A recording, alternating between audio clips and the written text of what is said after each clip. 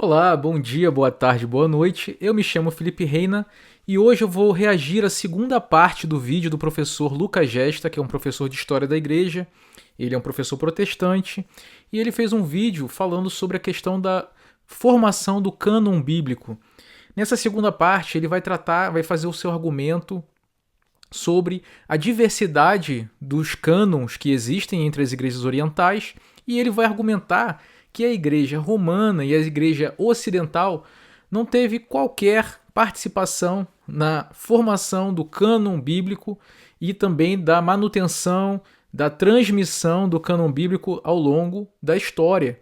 Ele vai dizer que a igreja ocidental, a igreja romana, é responsável somente por resguardar a sua tradução particular, a tradução da Vulgata, do latim, mas do ponto de vista da formação do cânon, da guarda da Bíblia ao longo do tempo, o professor Lucas Gesta vai dizer que a igreja romana não tem participação nisso, né? E vamos ouvir os argumentos dele, eu vou fazer meus comentários ao longo do vídeo. Por favor, fique no vídeo, inscreva-se nesse canal, coloque comentários aqui também. O professor Lucas Gesta é uma pessoa séria, eu não estou aqui para atacá-lo, estou aqui para dialogar respeitosamente com um irmão separado. Terceiro ponto, então. Os cânones, ou seja, as Bíblias são diferentes porque as igrejas são diferentes, tá? Então, isso é óbvio que, assim como o protestantismo tem a sua Bíblia, porque ele é diferente, ele é um tronco de igrejas, e a igreja católica romana, a igreja ocidental, ela tem a sua Bíblia porque ela é um tronco de igrejas, as igrejas do Oriente têm as suas Bíblias porque elas são troncos de igrejas que cada uma conforma a sua identidade cultural, a sua história, a sua teologia, seus problemas, seus enfrentamentos, né? Seus 2000 anos aí de história. Claro que essa fala do professor Lucas Gesta não está totalmente errada, né? Cada igreja na sua localidade teve as suas particularidades no desenvolvimento da sua história. Só que ele dá a entender como se essas igrejas estivessem se desenvolvendo de forma independente, né? Desde o início do cristianismo. Isso não é verdade, meus irmãos. Porque, por exemplo, veja só, quando houve o Edito de Milão e que os cristãos ganharam liberdade, isso foi no início do século IV, alguns anos depois, houve o primeiro concílio ecumênico da igreja, que foi o concílio de Nicéia, que aconteceu no ano 325. Nesse concílio, meus irmãos, se reuniram 318 bispos. Cada bispo representava uma cidade no mundo, espalhado por todo o território onde o cristianismo havia já se estabelecido. Esses bispos se reuniram na cidade de Nicéia, que fica hoje na atual Turquia, eu vou colocar um mapa para vocês verem. E ali eles tomaram uma série de decisões, principalmente para tratar sobre a questão da divindade de Jesus Cristo, que estava sendo atacada por uma heresia que surgiu, o arianismo. Depois, meus irmãos, mais ou menos uns 50 anos depois, 54 anos depois, no ano 381, teve um concílio de Constantinopla. Todas essas igrejas que o Lucas Gesta citou no vídeo dele ainda estavam unidas como uma única igreja e elas se reuniram de novo no concílio de Constantinopla. Então agora você tem as 5 igrejas principais, elas estavam em unidade até essa data, até o ano 381. Então o Lucas às vezes ele dá a entender como se a igreja estivesse dispersa, cada uma do seu lado, cada uma fazendo as suas coisas, mas na verdade existia um esforço da igreja por buscar unanimidades, buscar se reunir em concílios, sejam concílios regionais, sejam concílios ecumênicos, para tomar decisões a respeito da igreja. E ele parece camuflar essa informação quando ele diz que não, cada um estava desenvolvendo o seu ramo do cristianismo de forma independente e como se essas igrejas estivessem separadas desde o início do cristianismo. Isso não é verdade. Então vamos continuar, né? Então, quarta parte, como surgiu a Bíblia, então? A Bíblia surgiu no Oriente. Não foi a Igreja Católica. A Bíblia surgiu no Oriente Cristão e foi preservada no Oriente Cristão e foi transmitida pelo Oriente Cristão ou cristãos orientais, tá? Então, se alguém deve alguma coisa, a gente deve aos cristianismos orientais que preservaram, traduziram, reproduziram e se mataram pela reprodução da Bíblia, seja em pergaminho, seja em papiro, seja nas diversas formas que eles encontraram para preservar. E lembrando, gente, as igrejas orientais são as primeiras igrejas das primeiras expansões apostólicas dos apóstolos, das famílias que andaram com Jesus, dos discípulos que andaram com Jesus e participaram dessa missionariedade cristã mundial. Bom, Vamos ver, né? Essa parte eu acho muito interessante, né? O que será que o Lucas quer dizer com isso? A Bíblia surgiu no Oriente, né? E se nós devemos alguma coisa a alguém, nós devemos ao Oriente só. O Ocidente não. O Ocidente foi só receptor, ele não fez nada, né? Olha, será que ele está querendo dizer da produção do cânon mesmo da Bíblia, ou seja, do conjunto dos livros, formando um cânon, uma Bíblia? Ou será que ele está querendo dizer da produção individual, né, de cada livro da Bíblia? Olha, meus irmãos, sendo um ou sendo outro, essa afirmação dele está totalmente errada. Isso não tem nenhuma relação, nenhuma correlação com a verdade, né? Então, primeiro vamos falar da produção dos livros da Bíblia em si. E se eu disser a vocês, meus irmãos, que do Novo Testamento, quase 50%, quase metade dos livros do Novo Testamento foram produzidos em Roma, no Ocidente. Isso é muito relevante, meus irmãos, porque o que acontece? Ele está dizendo assim, olha, nós devemos tudo ao Oriente, né? Eles que produziram, eles que preservaram, eles que compilaram, eles que guardaram. Mas se esses textos foram produzidos em Roma, no Ocidente, perceba, os cristãos ocidentais foram essenciais tanto para dispersão desses textos quanto para sua autenticação, né? Porque foi preciso que pessoas dissessem que esses textos eram fidedignos, que esses textos de fato foram deixados pelos apóstolos, né? Então, quais textos então da Bíblia foram escritos em Roma, na cidade de Roma? Então vamos começar pelo Novo Testamento, né? Primeiro, o Evangelho de Marcos, meus irmãos. O Evangelho de Jesus Cristo, segundo São Marcos, foi escrito na cidade de Roma. Nós temos testemunhos patrísticos abundantes, por exemplo, em Eusébio de Cesareia, por exemplo, Irineu de Leão, Pápias, vários autores cristãos antigos, Egésipo, nos deixam esse testemunho de que o Evangelho de Marcos foi escrito em Roma. O Evangelho de Marcos ele foi baseado na pregação de Pedro e foi escrito em Roma para os cristãos romanos, para a igreja de Roma. E existem evidências internas no próprio livro, no próprio Evangelho de Marcos, que nos apontam para isso. Se você tem dúvidas, procura o meu vídeo aqui que eu falo do martírio de São Pedro em Roma e que eu mostro as evidências na própria Bíblia de que o Evangelho de Marcos foi direcionado à igreja romana. E isso é muito importante, por quê? Porque o Evangelho de Marcos, meus irmãos, é o evangelho que serve de base tanto para o Evangelho de Lucas quanto para o Evangelho de Mateus. Os dois se utilizaram do Evangelho de Marcos para compor os seus evangelhos. Pergunte para qualquer estudioso da Bíblia, ele vai te dizer isso com muita tranquilidade, né? Os evangelhos sinóticos, o que eles têm em comum, grande parte é justamente a estrutura do Evangelho de Marcos. Então veja, o Evangelho de Mateus, a patrística vai nos dizer que ele foi escrito para os judeus na Judéia. Mas ele se valeu de um texto que foi escrito em Roma, né? E o Evangelho de Lucas? Olha, o Evangelho de Lucas, existe uma grande chance dele ter sido escrito em Roma também. Veja que o apóstolo Paulo, na segunda carta a Timóteo, que já é a sua última carta, já próximo do seu martírio, ele vai dizer que o único que ficou com ele, o único companheiro que ficou com ele foi Lucas. Então Lucas ele ficou com Paulo, ele chegou em Roma com Paulo, como você lê lá em Atos dos Apóstolos, e ficou com Paulo praticamente até o seu martírio. Então é muito possível que ele tenha escrito o seu evangelho também em Roma. Mas não vamos contar o evangelho de Lucas, não. Para não forçar a barra, mas e Atos dos Apóstolos? Atos dos Apóstolos, meus irmãos, com quase toda certeza foi escrito em Roma. Ou pelo menos foi finalizado em Roma, né? Veja que no último capítulo de Atos, aonde é que Lucas se encontra junto com Paulo? Ele se encontra em Roma. Eu vou até botar aqui na tela para a gente ver junto. O último capítulo de Atos dos Apóstolos. Veja só. Diz assim.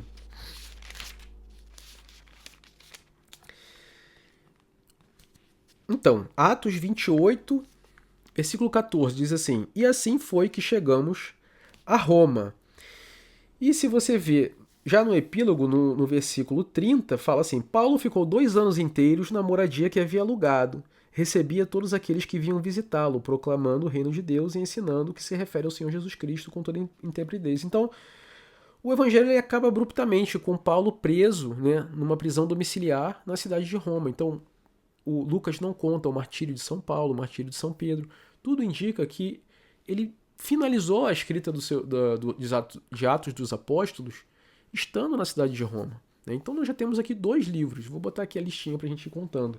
Então o Evangelho de Marcos e Atos dos Apóstolos. E o que vem depois de Atos dos Apóstolos? Vem a carta de Paulo, que foi endereçada a quem? Aos romanos, né? Então essa carta estava em Roma. Né? Veja que o apóstolo Paulo, ela não foi escrita em Roma, mas ela foi endereçada a Roma. Em algum momento, essa carta teve que ser espalhada para as outras igrejas, e a veracidade dessa carta foi atestada por quem? Pelos cristãos romanos, os cristãos ocidentais, meus irmãos.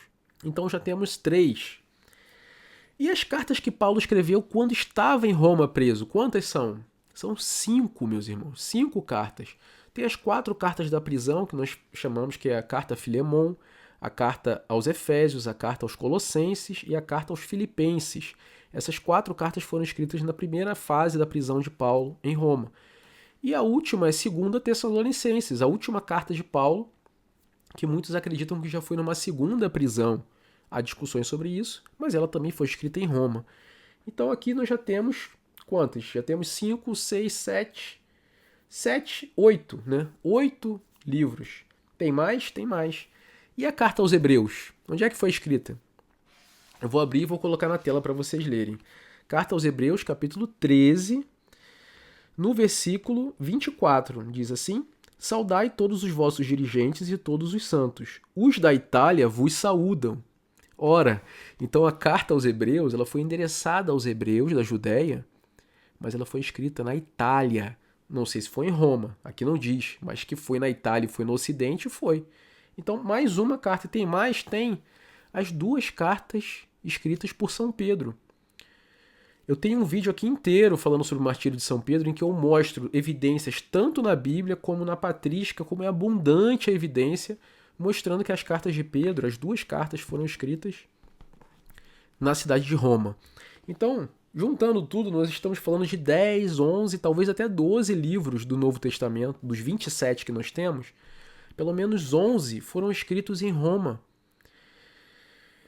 Mas o Lucas disse que o Ocidente não tem participação nenhuma no surgimento da Bíblia, né? Porque imagina, meus irmãos, se essas cartas foram escritas lá e muitas delas endereçadas à própria comunidade de Roma, é claro que foi necessário que a comunidade de Roma se comunicasse com os outros cristãos para atestar a veracidade desses livros, né? E começar a fazer a compilação dos livros da Bíblia. Isso é uma coisa tão óbvia, né? Agora, eu não estou falando isso para diminuir o Oriente. O Oriente é muito importante, graças a Deus que o apóstolo João escreveu em Éfeso, né? Seus livros maravilhosos. Nós católicos não temos nenhuma necessidade de diminuir o Oriente. O Oriente é importantíssimo para a igreja. A Antioquia é importantíssima. As igrejas da Ásia Menor são importantíssimas, da Capadócia. Agora, o Lucas parece querer sempre diminuir o Ocidente e diminuir a importância de Roma. Agora, eu estou falando da escrita individual dos livros aqui para vocês e já mostrei que o que o Lucas falou não faz sentido nenhum. Agora, e a respeito da formação do próprio cânon bíblico, né? Que ele está dizendo assim que não tem participação do Ocidente. Tudo é o do Oriente, nós devemos só ao Oriente, né? Será que isso é verdade? Então, vamos falar sobre isso agora. Primeiro, meus irmãos, o primeiro argumento que eu vou dar para vocês é o seguinte. Vocês sabem qual que é a lista mais antiga que nós temos dos livros do Novo Testamento? É o chamado cânon de Muratori, né? E vocês sabem onde foi encontrado o cânon de Muratori? Foi encontrado em Milão, meus irmãos, na Biblioteca Ambrosiana. Eu vou abrir aqui para a gente ler juntos. Vou colocar aqui na tela. Esse daqui é o cânon de Muratori, está escrito em inglês, tá bem? Mas que foi encontrado, ele é um texto do ano 150 ou por volta de 170. Veja, entre 150 e 170. E esse é o texto mais antigo que nós temos, listando todos os livros do Novo Testamento, ou quase todos, né? E ele foi encontrado na Itália, em Milão, né? Então, mais uma evidência, né, de que a compilação desses textos do Novo Testamento estavam acontecendo no Ocidente. Esse é o mais antigo que nós temos, mais antigo do que qualquer um que veio do Oriente, né? Agora, olha uma coisa interessante aqui. Aqui ele está listando todos os livros, meus irmãos. Eu não vou ler para vocês, está difícil a leitura aqui, né? Mas ele fala: o terceiro livro dos evangelhos é o de Lucas, né?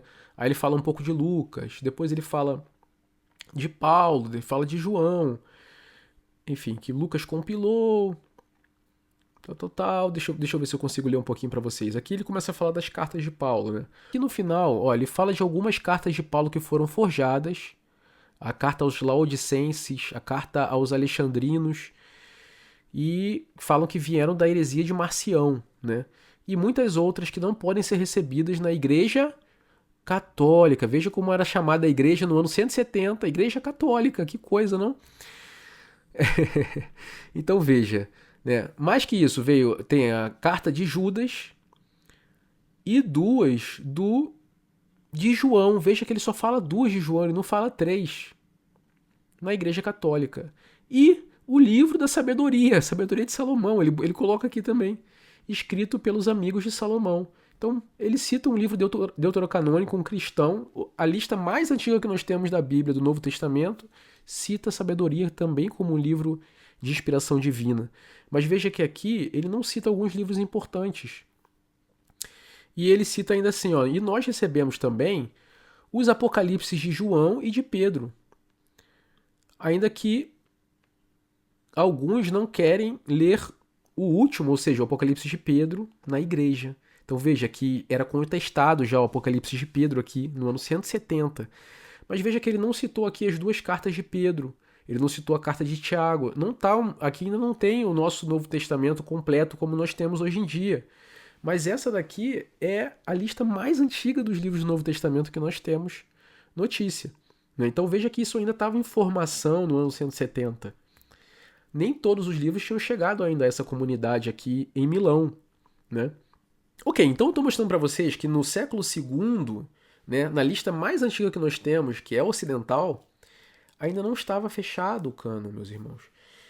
E no século IV? Então eu vou ver aqui, eu vou mostrar para vocês, no livro de Eusébio Cesareia, eu quero mostrar para vocês que ainda no século IV, já por volta do ano 320, já na época do Concílio de Nicéia, ainda não estava fechado o cânon bíblico, meus irmãos. Ainda havia discussão na igreja de quais, nem no Novo Testamento e nem no Velho, haviam discussões na igreja. Então eu vou mostrar para vocês alguns textos aqui no livro História Eclesiástica, que o Lucas conhece muito bem, e eu vou mostrar para vocês, por exemplo, no livro 2, né, no capítulo 3, a partir do versículo do parágrafo 4, eu vou botar na tela para vocês verem. Veja só o que ele diz. Dos escritos atribuídos a Pedro, conheço apenas uma carta reconhecida pelos antigos presbíteros como autêntica, e é só. No tocante a Paulo, evidentemente dele provém as 14 cartas. Não seria justo deixar de reconhecer que alguns, no entanto, rejeitam a carta aos Hebreus, assegurando não ser recebida pela Igreja de Roma, por não ser da autoria de Paulo. Sobre o assunto, explanarei oportunamente o que disseram meus predecessores. Então veja, aqui Eusébio está dando testemunho dele, que primeiro, ele só reconhecia uma carta de Pedro, e nós temos duas no nosso Novo Testamento. E que Hebreus era contestado por alguns nessa época. Isso aqui é durante o ano 320 já. Veja que já tinha quase 4 séculos de igreja aqui. E esses livros ainda estavam em contestação. Se eu for agora para outro capítulo da História Eclesiástica, agora eu vou para o capítulo 25, a partir do parágrafo 2. Veja só o que diz. Vou botar na tela. Em seguida, sejam mencionadas as cartas de Paulo, na continuação das quais seja sancionada a primeira atribuída a João e igualmente a primeira carta de Pedro. Então ele só falou uma carta de João também e uma de Pedro de novo. No prosseguimento destas obras, colocar-se-á, se conveniente, o Apocalipse de João, a respeito do qual explanaremos alguns pareceres. E aí, se você ver mais tarde, você vai ver que, na verdade, o Apocalipse de João também era contestado, meus irmãos. Então, veja, se você for para o parágrafo 3, veja o que ele diz. Tais são os livros recebidos. Entre os contestados, olha agora os contestados, mas apesar disso, recebidos pela maioria, existe a carta atribuída a Tiago, a de Judas, a segunda carta de Pedro e as cartas enumeradas como segunda e terceira João, quer sejam do evangelista ou de outro com idêntico nome. Então veja, eu estou mostrando aqui para vocês esses textos do ano 320 para vocês verem que ainda havia discussões na igreja, embora já houvesse muitas unanimidades, ainda havia discussões na igreja de qual seria o cânon do Novo Testamento. E o mesmo acontecia para o cânon do Velho. Então, houve alguns pais da igreja que contestaram os livros deuterocanônicos, esses que são vindos da Septuaginta. Sabedoria de Salomão, Tobias, Judite, os livros dos Macabeus. Então, esses também estavam postos em causa por alguns pais da igreja, e eles eram minoria também. Então, quando é que isso foi decidido, meus irmãos? Isso foi decidido principalmente nos concílios que aconteceram no norte da África. Então eu vou mostrar para vocês aqui agora. E tudo isso aqui ainda é minha resposta ao Lucas, porque ele falou que o Ocidente não teve participação nenhuma na construção do cânon bíblico. Acontece o seguinte, meus irmãos, é que o norte da África, nesse tempo do quarto século, fazia parte do lado ocidental do Império Romano. O norte da África, em geral, usava a língua latina para se comunicar. Veja que Santo Agostinho vem de Hipona, ele falava latim, escrevia em latim, né? E houve esses concílios, principalmente os concílios que ocorreram em Cartago, na cidade de Cartago, e também na cidade de Hipona, que foi presidido pelo próprio Santo Agostinho, que decidiu várias questões a respeito das igrejas ali no norte da África. E esses concílios duraram quase 25 anos, eles fizeram várias reuniões. E eu vou mostrar aqui para vocês, deixa-me abrir aqui. Veja só, meus irmãos, esse aqui, veja, Concílio de Cartago, em 419. 419, na verdade, foi um sínodo que fechou um conjunto enorme de concílios. Eu vou mostrar, tem a lista aqui nesse site. Olha só, essa aqui é a lista das reuniões que aconteceram no norte da África. Começando no ano 345, veja.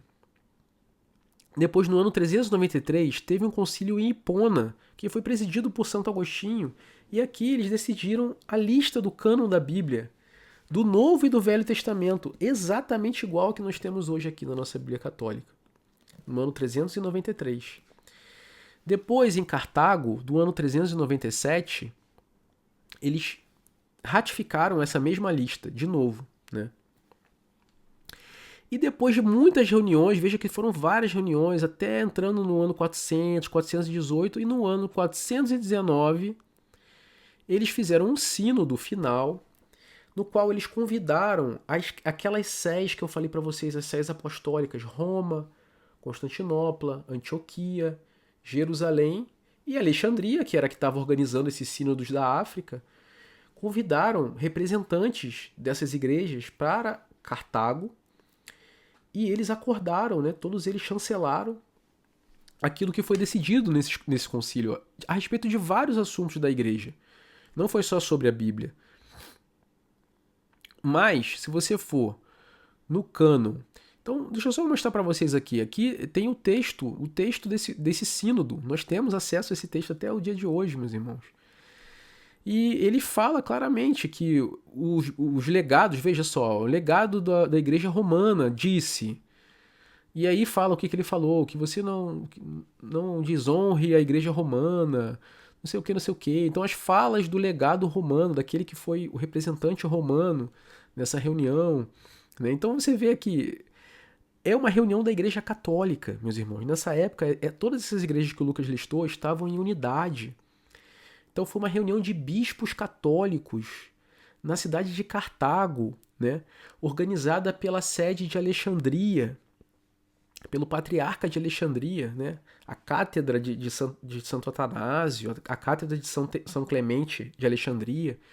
Veja, foi organizada pela igreja de Alexandria, mas com representantes do Papa, do bispo de Roma e dos bispos das demais sés apostólicas. Foi ali que foi decidido o cânon bíblico que nós usamos até hoje. Se você for, veja só, tem vários cânons, tá vendo? Os cânons são decisões que eles tomaram para vários aspectos diferentes da igreja, não é só em relação à Bíblia. Mas quando você chega no cânon número 24, eu vou mostrar para vocês aqui. Aqui, cânon 24. Veja o que diz o cânon 24. Que nada seja lido na igreja a não ser a escritura canônica. E aí diz assim, fora das escrituras canônicas, nada deve ser lido na igreja sobre o nome de sagradas escrituras, ou escrituras divinas, né? As sagradas escrituras são essas que seguem. E aí segue a lista das sagradas escrituras. Então veja, Gênesis, Êxodo, Levítico, Números, Deuteronômio, Josué, Juízes, Ruth. Do livro de Reis, 4 livros. Então aqui é 1ª e 2ª Samuel, 1ª e 2ª Reis. Do livro de Crônicas, 2 livros. Jó, Salmos, 5 livros de Salomão. Então quais são esses 5 livros? Provérbios, Eclesiastes, Cantares e os outros 2. Sabedoria de Salomão e Sabedoria de Sirá, que era considerado um livro de Salomão também. Basta você ver o que Santo Agostinho fala. Depois os 12 livros dos profetas, depois Isaías, Jeremias, Ezequiel, Daniel, Tobias, Judite e Esther, de Esdras, 2 livros, que é Esdras e Neemias, e de Macabeus, 2 livros, 1ª e 2ª Macabeus. Exatamente os livros que nós temos na Bíblia Católica hoje. E se você ler os do Novo Testamento, eles são iguais, tanto dos católicos quanto dos protestantes, todos os que nós cremos, incluindo o Apocalipse aqui, o Revelation, o livro de Judas, o livro de Tiago, de João, 3 cartas, de Pedro, 2 cartas, de Paulo, 14. Atos dos Apóstolos e os 4 Evangelhos. Veja, foi nessa decisão aqui, meus irmãos, que a igreja estabeleceu o cânon bíblico, né? E se você acha que isso ficou só no norte da África e foi só da Igreja Católica esse cânon, não é verdade, porque eu vou mostrar para vocês agora, para derrubar o argumento do professor Lucas Gesta, eu vou mostrar primeiro. Deixa eu abrir aqui a carta do Papa Inocêncio I, escrita no ano 405. Veja que foi antes desse sínodo, mas foi depois da decisão de Cartago. Nós temos essa carta do bispo de Roma, Inocêncio I, que ele enviou ao bispo da cidade de Toulouse, na França. E aqui ele dá a lista dos livros da Bíblia que deveriam ser lidos na liturgia. E é exatamente a mesma lista que você viu ali no Concílio de Cartago. Você vê que Roma já havia adotado a mesma lista dos pais africanos, né? Se você tem dúvida, agora eu vou abrir para você, que o Lucas está usando como argumento sempre as igrejas orientais, né? Eu estou aqui no site Coptic Orthodox, da igreja copta ortodoxa. Velho Testamento. O que eles creem no Velho Testamento? São 46 livros. E aqui você vai ver, ó, 5 livros de Moisés, chamados de Torá, tal. Depois os livros históricos. De Josué até Esther, então Tobias, Judite e 2 livros de Macabeus, igualzinhos os católicos. Os livros poéticos, Cantares de Salomão e os 2 livros de Sabedoria e de Sirá, que é Eclesiásticos, igual aos católicos. Os livros proféticos, de Isaías a Malaquias, com a adição do livro de Baruque, igual aos católicos. Então veja que os cristãos coptas do Egito, né, que são aqueles herdeiros da sede Alexandria, eles têm os mesmos livros que os católicos, meus irmãos. Então, para provar para vocês, eu vou agora abrir também, aqui num outro site também, ainda dos cristãos coptas. De onde será que os coptas tiraram essa lista de canônica deles, né? Será que cada igreja criou sozinha o seu cânon? Veja o que os coptas dizem. Veja que é o site da Igreja Ortodoxa Copta, na Diocese de Los Angeles. Estou pegando aqui em inglês porque para a gente poder ler. Olha só o que ele diz. Enquanto Santo Atanásio deu a sua lista no ano 367 e o Papa de Roma fez o mesmo no final desse século, o primeiro sínodo, a primeira decisão de sínodo foi feita no Concílio de Cartago no ano 397. Veja que aqui são os cristãos coptas que estão falando isso, da Igreja Ortodoxa Oriental, meus irmãos. Eles estão apontando para o Concílio de Cartago, dizendo, é de lá que nós tiramos a nossa lista canônica. Nesse tempo, a lista do Novo Testamento foi finalizada, né? E a Septuaginta foi reafirmada como um Velho Testamento na igreja, incluindo os livros deuterocanônicos, que foram especificamente nomeados, né? Os cânones desse concílio foram especificamente adotados pelas partes da igreja participando no segundo concílio de Constantinopla, no concílio ecumênico. Veja, ou seja, que seria adotado então por toda a igreja. Enfim, já mostrei para vocês aqui que os cristãos coptas do Egito têm a mesma lista que a igreja católica, né? E eles apontam para o mesmo concílio que os católicos, para dizer de onde eles retiram o seu cânon. E, por exemplo, a igreja armênia, que estava lá distante, né? E que faz parte também dos cristãos orientais. Veja que isso aqui é o site da igreja armênia, Armenian Church Library. E eu vou mostrar para vocês, olha só o que eles dizem aqui. Todos os livros que estão na Bíblia, como nós conhecemos hoje, estão nessa lista. Eles estão falando de uma lista de um concílio que houve anteriormente, exceto o livro do Apocalipse, Revelation. Foi então no ano 419, no concílio regional realizado em Cartago, que o livro do Apocalipse foi aceito também como canônico. Então veja que os próprios cristãos armênios também estão apontando para o concílio de Cartago como local de onde eles retiram o seu cânon. E isso também vale, meus irmãos, para os cristãos ortodoxos bizantinos. Embora haja essas variações, né, no livro de Macabeus e no livro de Esdras, eles não tiraram isso de uma experiência particular. Eles também apontam para concílios, né, para o concílio de Cartago, só que eles apontam também para o concílio de Trulo.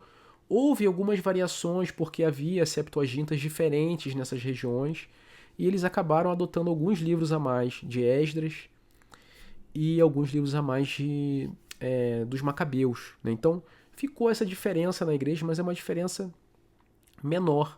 Mas nenhum deles diz que surgiu espontaneamente, de uma experiência local, a formação do seu cânon bíblico.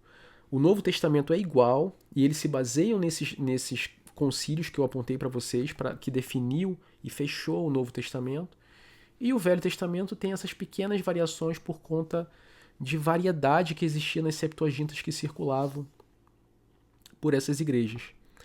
Então vamos ver se tem mais algum argumento aqui que eu possa acrescentar aqui do Lucas. Não são nessas igrejas orientais, que não são católicas romanas e não têm comunhão com Roma, que estão preservados os textos mais antigos do Antigo e do Novo Testamento, como também as Bíblias mais antigas do mundo mesmo. O livro, a Bíblia, em sentido literal, os mais antigos do mundo são das igrejas orientais. Então, se você me perguntar se a Bíblia ela foi preservada, guardada, protegida, foi pelas igrejas orientais. É lógico que a Igreja Católica ela tem a Vulgata, que a gente vai chegar lá, mas a Vulgata não é uma tradução, ela é uma tradução das Bíblias antigas, ela não é uma Bíblia originária, vamos colocar assim, ela é uma tradução, é uma importação para o Ocidente das Bíblias originárias, dos textos originários, e a tradução dela para o latim, que a gente vai falar daqui a pouco. Então, se o protestante ele deve alguma coisa a alguém, pela Bíblia, ele deve a essas igrejas aqui, que eu vou botar agora esses textos aqui, tá? Logo, o que a Igreja Católica fez foi desenvolver e proteger a sua própria tradução da Bíblia, e não a Bíblia. Então, a Igreja Católica nem criou, nem protegeu, nem formou, nem escolheu a Bíblia em si, mas ela protegeu, escolheu e formou a sua tradução da Bíblia.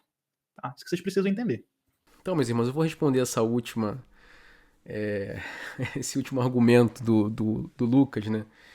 O vídeo dele é muito grande, não dá pra responder tudo. Ele fala das igrejas suiures, ele fala muita coisa nesse vídeo, né? Mas eu vou responder só aquilo que me interessa mais. E essa fala dele, né?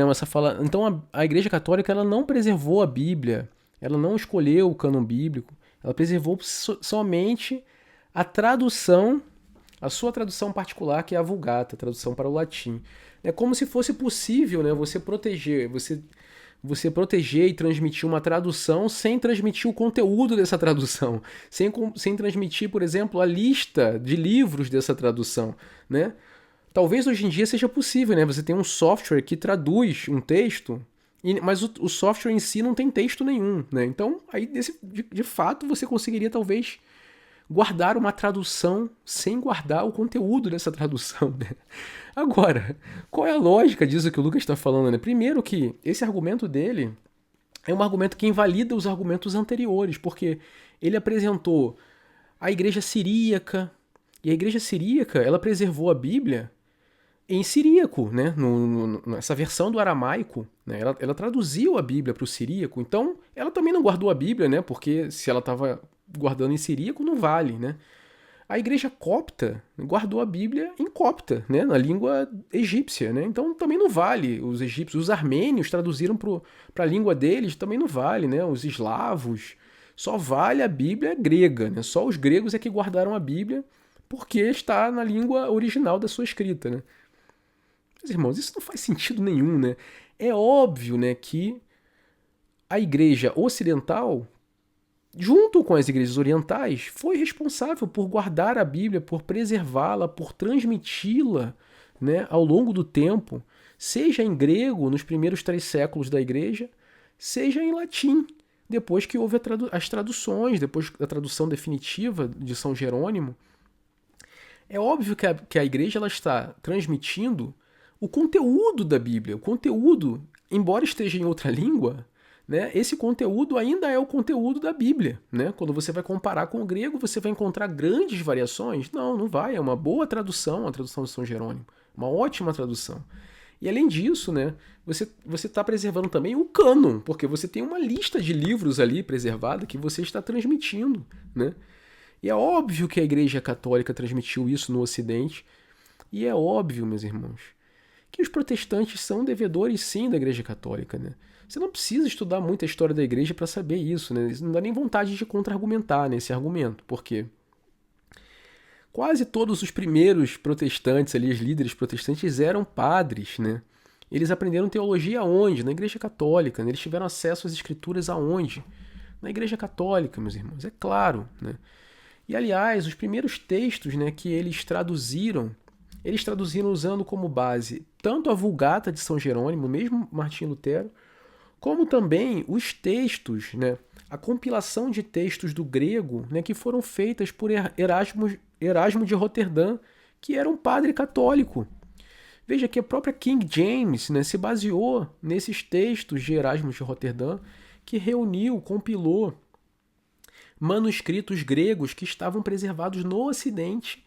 Né? Ele compilou esses textos e esses textos é que serviam de base para a tradução das Bíblias naquele tempo. Né? Então, por exemplo, a King James usou essa base. O próprio João Ferreira de Almeida, né, tradução em português mais famosa, protestante, se baseou nos textos e no trabalho de compilação de um padre católico que compilou textos gregos que estavam na Igreja Ocidental, na Igreja Católica Apostólica Romana. Né? Então é óbvio que eles são devedores, né? Mesmo da Bíblia, eles também devem muito e muito, né, à Igreja Católica. Né? Não tem por que dizer isso. Né? É claro que depois, mais tarde, hoje em dia, toda a tradução feita da Bíblia praticamente vai direto a essas fontes mais antigas, né? Dos códices, né, que nós temos acesso, né? O Códex Vaticanus, o Códex Sináiticos, né? Mas isso não significa, né, que a transmissão ao longo da história não ocorreu através da própria Vulgata, né, no Ocidente, e que a Igreja Católica foi a fonte primária, né, de informação bíblica que os protestantes utilizaram ao longo de todos os seus primeiros séculos. Né? E a última coisa que eu queria dizer é, apesar desses códices terem sido encontrados em mosteiros ortodoxos, né, mosteiros orientais, o Códex Vaticanus, o Códex Sináiticos, né, que são aqueles mais antigos que nós temos da Bíblia inteira, né, o texto em grego, apesar deles terem sido encontrados, né, em mosteiros ortodoxos, esses códices foram escritos na época de Constantino, meus irmãos. Constantino financiou a escrita desses códices. E isso na primeira metade do quarto século, né, por volta do ano 330, 325. E nesse tempo, a Igreja Católica era uma só. Não havia essas divisões que o Lucas está mostrando aqui. Né? Então a Igreja Romana ela estava em plena unidade com a Igreja de Constantinopla até o ano 1054. Ou seja, esses códices fazem parte do acervo comum da Igreja Católica. Né? Então é isso, gente. Eu acho que eu já respondi o que eu queria responder aqui do vídeo do Lucas Gesta. Espero que vocês tenham gostado. Se vocês gostaram, Façam comentários aqui embaixo, né, do que vocês acham do que foi falado aqui. Curtam o vídeo, se inscrevam no canal, que eu vou sempre mandar novos vídeos. Vejo vocês no novo vídeo. Falo com vocês depois. Tchau, tchau.